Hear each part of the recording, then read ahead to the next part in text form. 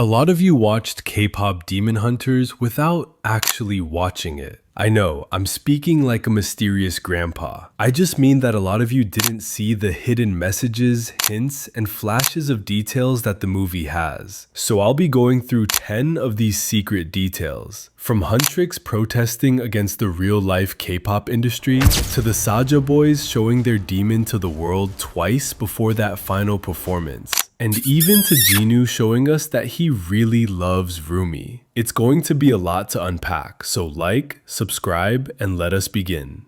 Let's start with the first time the Saja boys purposefully showed a side of their demon nature to the world, but a lot of us didn't catch it. I know you think I'm talking about their performance of Soda Pop when their demon markings showed on their skin, but no, that's not the scene I'm talking about. As a matter of fact, that Soda Pop scene wasn't even on purpose, and I don't think the humans saw the markings. Back to the topic, I'm talking about the game show scene. After Huntrix came down that slide in such an embarrassing manner, they looked at the Saja boys, and in the flash of a second, all of the boys smiled, and their eyes changed from normal human eyes to demon eyes. When I saw their eyes, I felt like I was a treasure hunter who finally found one. It's like the filmmakers litter the movie with these secrets to test us and see if we can find them. Which brings us to one of my absolute favorite secrets, the real meaning of Guima's name. I mean, the name sounds scary enough and fitting of the character, but what if I told you that finding out the meaning of the name will just make it a lot worse? A lot scarier. I'm not even kidding. Okay, so the name Guima was gotten from the Korean word magui, which translates to devil or Satan. The king of demons in the movie gets a name that, when flipped, actually means the devil himself, the king of hell. Isn't that just sweet creative genius? And hey, if you don't agree with me, go drink a cup of water right now. Anyways, moving on. The third secret detail was so fast that you have to move your fingers very quickly to pause the movie. If not, you won't catch it. It happened after Rumi's demon unveiling at the Idol Awards. The results of the awards were being announced on live TV, and the Saja boys were racking in those wins like infinity stones. But suddenly, the announcer who was calling the results suddenly glitches away, and the Saja boys appear, inviting all their fans for a performance. If you watch that glitch again, you will see that the Saja boys revealed their demon selves before their human selves. It moved by so fast that you'd have to really pay attention to see it. Speaking of attention, pay close attention because I have a special treat for you guys. A secret detail that will literally blow your mind. But for now, let's move to the next secret. Remember when I said that there were hidden messages that a lot of you didn't even notice? Well, this is one of those messages. Anyone that has watched K-pop Demon Hunters knows that every Huntrix member is a serious foodie. My goodness, those could eat. And most times, they made me hungry. And that's saying something because I always watch movies with food, so I'm hungry even while I'm eating. That just makes no sense. Anyways, my point is that they could eat whatever they wanted, whenever they wanted. And we all know that real K-pop groups are not like this. Their labels give them strict diets to follow. And sure, it helps them keep a certain body shape, but at what cost? The amount of food they eat is sometimes not enough to carry them through the stressful rehearsals and performances. K-pop Demon Hunters made Huntrix eat as much as they wanted, in protest of the real K-pop industry. Cool, right? Up next is a detail that I can bet my left kidney that none of you noticed. It happened in the arena where the final battle happened. Rumi entered the arena, singing as she walked towards the stage. Zoe began walking to the stage from the left, and Mira from the right. A ton of demons sprang out of the floor, attacking them. But the girls cut through all the demons and hugged themselves so tight. So the first thing that happened after their hug was that Mira and Zoe's black jackets turned white. And yeah, some of you might have noticed this, but what I know you guys didn't notice was that their clothes now had demon markings, as though they were mirroring Rumi's marks. That level of detailing is just crazy, like really genius. But it isn't the detail I promised to reveal. We'll get there.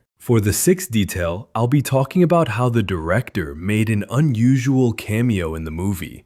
Normally, directors do cameos in animations by having the animators create a character that looks like them, or they voice a character like Brad Bird did in The Incredibles.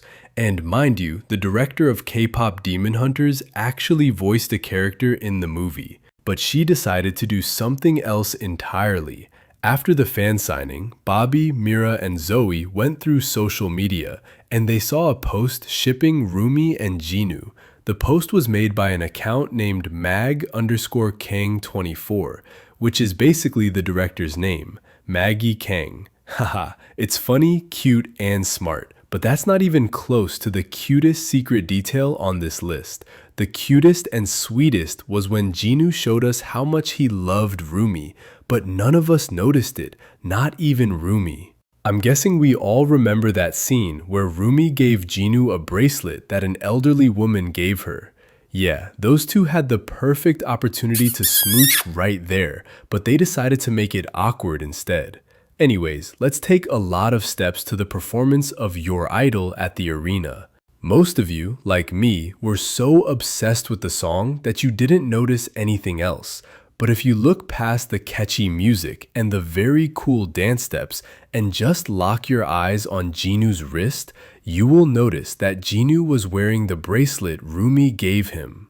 I mean, through all the fights, even though he didn't have any choice but to go with Guima's will, he still found a way to show his love for Rumi, and that is actually really sweet. See, I told you it was the sweetest and cutest secret detail on this list, and you can attest to that. Now imagine how crazy the most shocking detail I promised will be. For now, let's look at a detail that isn't really hiding, but our minds are playing tricks on us about it. What's that saying again? The eyes see what they want to see. That's exactly the case here. At the end of the movie, after the girls had defeated Guima and sang their hearts out, strengthening the Hunmoon again, a lot of you think the Hunmoon was sealed permanently, but it wasn't. It did not turn gold. It was still blue. So the win was only a win because they were able to send Guima back to the demon realm. But the threat of demons sneaking through the Hunmoon is still real and a problem, like it was throughout the movie. Anyways, the next detail is a bedrock of fan theories. So, remember that when the Saja boys were performing Soda Pop, Rumi saw Jinu drinking one of her voice tonics. That was when she knew that he had stolen it earlier. But to confirm, she quickly counted the pouches that were inside the box of tonic pouches she was holding. And what she counted were 6 pouches. If we add the one Jinu stole and drank, that is 7 pouches of tonic altogether. But that doesn't make any sense. Why? Well, earlier, after Jinu knocked her down and walked away, she, Mira, and Zoe packed the pouches back into the box, and they put back exactly 13 pouches. So where do the rest go if Rumi is with just 6 during the Saja Boys performance? A mystery that still needs to be solved. Now, to fulfill my promise of blowing your mind, let's dive into the most shocking detail. For this one, we're going to have to go back to Jinu's flashbacks. We see his mother and sister, but I'm not interested in his mother. I want you to take a closer look at his sister. Who does she look like to you? Really take a close look. Do you see it? The bulky eyes and the shiny black hair? She looks like Zoe. Yeah, Zoe is Jinu's sister, but if so, that would make her at least 400 years old. How is she so young? Well, like Jinu, she is a demon. Anyways, that's all for today. Leave your thoughts in the comments and I'll see you next time. Bye.